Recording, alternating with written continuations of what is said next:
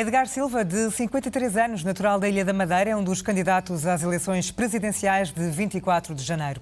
É apoiado pelo Partido Comunista Português. É licenciado em Teologia e chegou mesmo a exercer as funções de padre católico até 1997. Em 1996 foi eleito deputado da Assembleia Legislativa da Região Autónoma da Madeira. É membro do PCP desde 1998 e atualmente faz parte do Comitê Central do Partido. Edgar Silva é nosso convidado. Muito boa noite. Boa noite. O que é que tem esta candidatura que as outras não têm, que as outras não oferecem, nomeadamente na sua área política de esquerda? É desavergonhadamente uma candidatura de esquerda. E, desse ponto de vista, há uma demarcação. Há um conjunto de outros candidatos que não querem, não são, nem querem sequer assumir esse horizonte de perspectiva e de compromisso do Presidente no âmbito da candidatura. Eu assumo esta perspectiva de ser a candidatura identificada com os valores de Abril, que tem como base de compromisso e base de alguma forma programática a Constituição da República Portuguesa, esta Constituição sem qualquer tipo de reserva mental, esta e não outra. Não é preciso de uma revisão constitucional, no seu entender? Não, de modo nenhum. Hoje Portugal tem a necessidade de um conjunto de outras respostas políticas, de respostas a problemas gravíssimos das portuguesas e dos portugueses e não há qualquer querela constitucional que justifique que esse possa ser um objetivo de empenhamento político. Há questões, ainda hoje tivemos a notícia de 500 trabalhadores da Soares da Costa, uma empresa, mais de metade dos seus trabalhadores, numa perspectiva de despedimento, num despedimento coletivo. Estas situações do desemprego que não para de crescer, os problemas da pobreza na sociedade portuguesa, cerca de um terço da população de Portugal numa situação de pobreza absoluta, as grandes desigualdades sociais que não param de crescer e também as grandes assimetrias territoriais. Há um conjunto de problemas de um país que está cada vez mais empobrecido, que não pode continuar esta trajetória de empobrecimento, de exploração, desta linha de desesperança, quase de insolvência nacional. E é estes problemas do desenvolvimento, da justiça social, de mais e melhor democracia, da afirmação da nossa independência e da nossa soberania, essas questões são questões de grande alcance político, que tocam o concreto das portuguesas e dos portugueses e sobre essas realidades e em cada um destes objetivos importa dar passos decididos para que possamos ter um Portugal em que este possa ser um virar de página. E a questão constitucional não se coloca por isso como uma questão que deva sequer ser considerada como questão de especial centralidade. A atual Constituição, nas suas linhas fundamentais de orientação, naqueles que são os seus princípios, naquilo que impõe como deveres do Estado, a Constituição, naquilo que é o reconhecimento de direitos, liberdades e garantias, nos poderes do Presidente, na organização democrática do Estado. Esta Constituição é das mais avançadas no mundo, do ponto de vista das mais progressistas, podíamos dizer, e é uma base suficientemente ampla e sólida no sentido de fazer convergir os democratas, os patriotas, todos aqueles que têm fome e sede de justiça e que são exigentes e responsáveis cidadãos que querem um novo Portugal. Mas diga uma coisa, num regime semipresidencial como o nosso, em que o Presidente da República não governa, esses objetivos estão um bocadinho limitados em relação ao cargo de Presidente da República. Qual é no seu entender, o papel que cabe ao Presidente da República nesse ano? Ao Presidente da República cabe assumir aqueles poderes e as funções que a Constituição consagra, tem os seus poderes, tem o leque de poderes de decisão e de poderes de influência que a Constituição tipifica, mas tem um dever maior, que é o de defender, cumprir e fazer cumprir a Constituição. E esse é o seu grande dever. Esse, em relação ao conjunto das diferentes partes, em cada uma das partes da Constituição. Nós não podemos continuar a ter um país em que a sua Constituição não tenha implicações efetivas na vida das pessoas. Não podemos continuar a ter um país em que a Constituição não é cumprida. Num Estado de Direito, um Estado de Direito Democrático, não podemos continuar, como tem acontecido até agora, a ter um texto constitucional que é se não tantas vezes esquecido, muitas vezes hostilizado, ignorado e, em boa parte das vezes, órgãos de soberania a tentar, a agir e a decidir à revelia e contra a Constituição. Quando diz que não é cumprida, pode dar-me algum exemplo concreto? A Constituição é clara quando diz que a escolaridade básica é obrigatória, é gratuita. O que nós hoje temos em Portugal é uma educação cada vez tendencialmente mais paga. A Constituição diz que a saúde, o Serviço Nacional de Saúde tem que ser defendido e deve ser tendencialmente gratuito o acesso aos serviços de saúde por parte dos portugueses.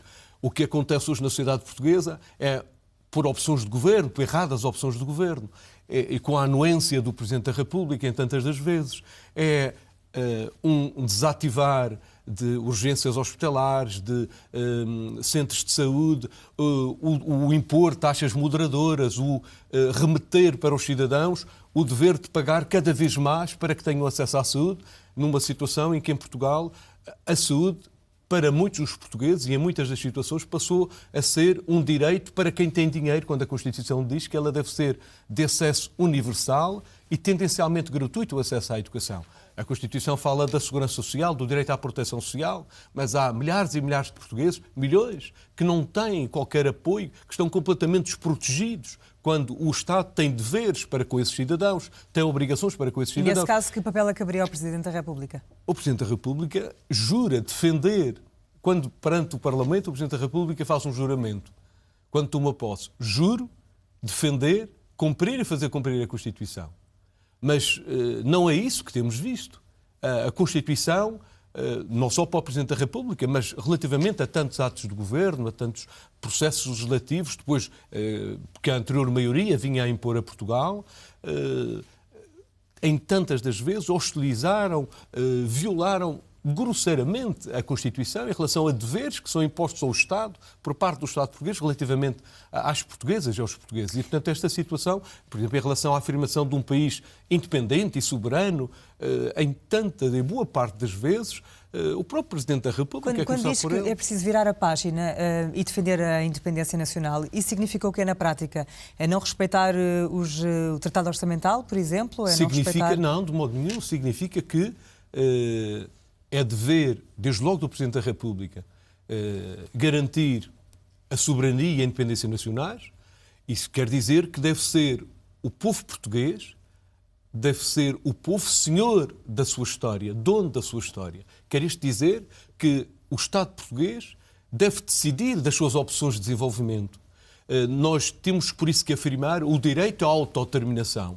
Não podemos ser servos de outros interesses estranhos e estrangeiros. Não temos que ser um país subserviente apenas aos grandes agiotas, aos grandes especuladores, às grandes economias que decidem e tudo governam e tudo impõem a Portugal, sem que Portugal afirme a sua decisão, a sua vontade soberana. E, portanto, quando se fala desta urgência de defender, deste dever, que é também do Presidente da República e que está na Constituição, de defender a independência e a soberania nacionais, estamos a falar desse direito de o povo ser senhor e decisor da sua história.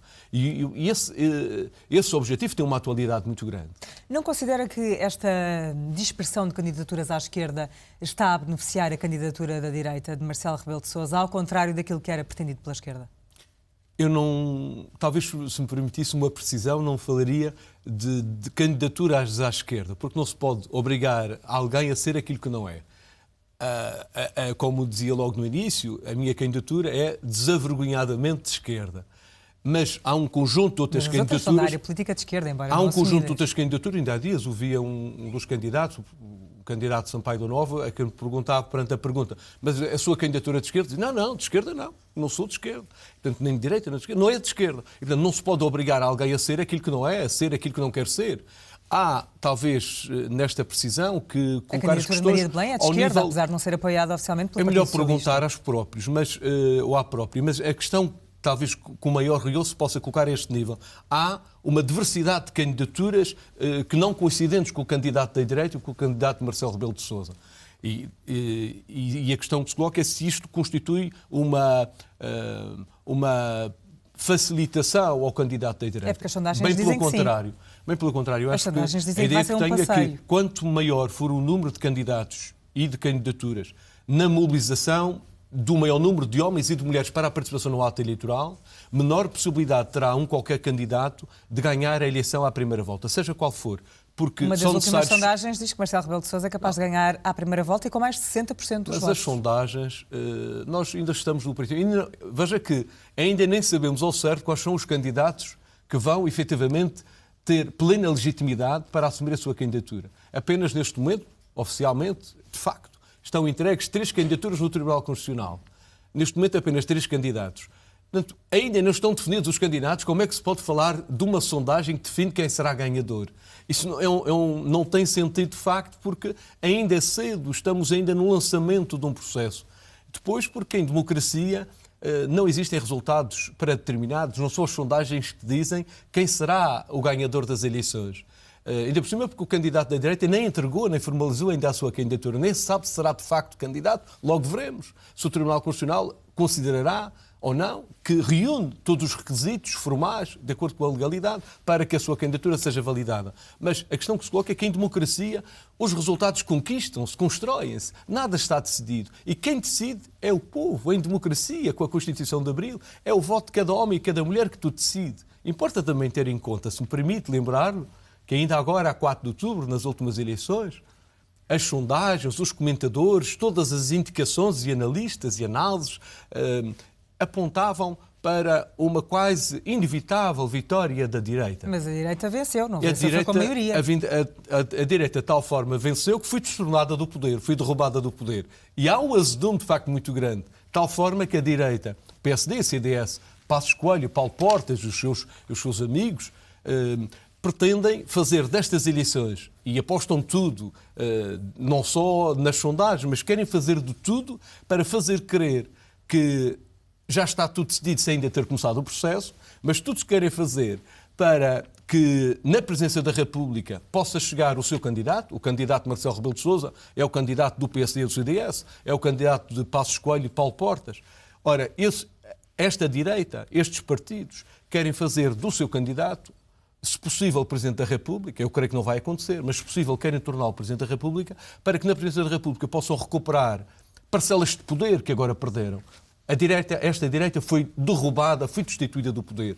E não perdoa. É isso e querem que agora se refere quando diz que a direita quer um fazer ajuste de destas contas, presidenciais de uma vingança. Quer fazer, eu diria, quer de alguma forma uma desforra e quer nesta segunda fazer das eleições a 4 de outubro não só tiveram uma derrota política e eleitoral e foram derrubados do poder, mas querem a todo custo fazer com que o seu candidato na presidência da República, Marcelo Rebelo de Sousa, possa dar prosseguimento a todo um conjunto de políticas que estavam a gerar tanto empobrecimento, tanta exploração, tanta desgraça e tanta destruição. Então, a direita, o PSD, CDS, Passos Coelho e Paulo Portas, querem fazer do seu candidato Marcelo Rebelo de Sousa o candidato, de alguma forma, dessa hora do ajuste de contas, de alguma forma uma vingança, para que, com o seu candidato, recuperem não só as parcelas de poder que acabaram de perder, mas, se possível, ter na presidência da República alguém que seja um entrave, um obstáculo, tudo quanto mais progressista possa vir a ser aprovado, na reversão de políticas, no reconquistar direitos, no recuperar dos salários, dos rendimentos, até da própria dignidade que foi usurpada a milhares e milhares de portugueses e de portuguesas. Mas, se possível, esta direita, o PSD e o CDS, sim, Paulo Portas e Passos Coelho, querem também, se possível, com o seu candidato Marcelo Rebelo de Sousa, ter na presidência da República alguém que, havendo situação favorável, um conjunto de fatores favoráveis, que possa, se possível, derrubar o atual governo, dissolver a Assembleia da República para convocação de eleições e para que esse ajuste de contas possa ser pleno. Essa sede de vingança. Desistir antes da primeira volta a favor de um candidato mais forte da área de esquerda? Esta direita, Passos Coelho e Paulo Portas, está raivosa e não sossega enquanto não tentar fazer esse ajuste de contas. Eu estou em crer que as portuguesas e os portugueses não vão querer dar o voto a Marcelo Rebelo de Sousa, que é o mesmo que dizer não vão querer dar o voto a àquela que é a estratégia, nem dar o voto em quem vai votar Passos Coelho e Paulo Portas. Não respondeu à minha pergunta. Em relação à pergunta, respondo, e acho que é uma questão de facto muito importante, porque perguntam-me se eu vou desistir. De modo nenhum, eu aceito. Aliás, quando lhe disse há pouco que o conjunto das candidaturas, a pluralidade das candidaturas são fundamentais, tem um papel decisivo na mobilização do maior número de homens e de mulheres para a participação no ato eleitoral. Não só tem aspectos de contributo para o debate democrático, mas no sentido de impedir que qualquer candidato possa ganhar à primeira. Agora, a minha candidatura, porque, como também lhe referi, é indispensável, insubstituível, incomparável, porque a única, não só desavergonhada de esquerda, desavergonhadamente de esquerda, despoderadamente de esquerda, identificada com estes valores de abril, tem compromissos que nenhuma outra das candidaturas tem, então esta candidatura será o povo português a decidir do futuro desta candidatura. E, portanto, Edgar Silva, não temos mais tempo para concluir. Permita-me só que responda, então, de forma muito direta à questão que coloca. Esta candidatura vai até ao voto e será o povo português a decidir do futuro desta candidatura. Edgar Silva, muito obrigada por esta entrevista. Eu que agradeço esta possibilidade de estar aqui na SIC. Obrigada.